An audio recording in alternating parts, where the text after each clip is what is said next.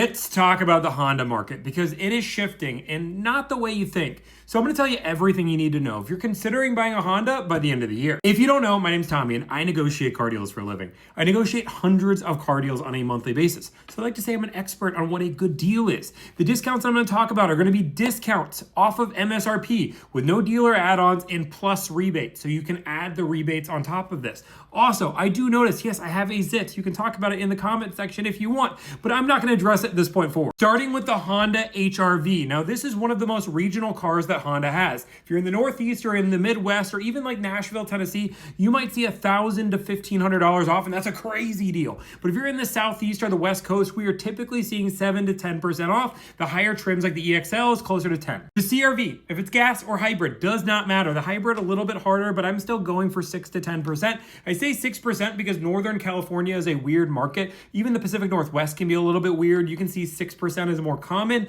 while other parts of the country you are seeing 10%. Also, understand with Honda, there was a chip shortage that delayed the production of cars out of Mexico. Because of that, there is going to be some constraint on inventory. I was seeing a slight discount issue a few weeks ago. I haven't seen that anymore. Everybody's back to business. So if you are hearing dealerships say they can't give you deals because of inventory or due to a chip shortage, just move elsewhere. Understand that there are some colors or options that might not be available though. Looking at the Honda Pilot, 7 to 11%, basically nationwide. The Passport is finally, the hype is over. We're starting to see really good deals on this. The minimum deal, I am seeing $3,000 off, but I'm seeing up to $6,000 off. Surprisingly, the West Coast has been a really strong candidate for this car. For whatever reason, down south has also been strong. Now for the Civic, if you're looking for the sedan, 7 to 10%. If you're looking for the hatchback, 6 to 9%. If you're looking for the hybrid, 6 to 9%. The lower the trim, the lower percentage of discount. So I wouldn't expect to get 9% off the base model, for example. Sure, there's some markets like Florida that is allowable there, but the rest of the country might look at you like you're cuckoo for Cocoa Puffs. If you're trying to buy a Civic Si, $1,000 to $2,500 off is a good deal. Realistically, $1,000 to $1,500 is a fair market on this car.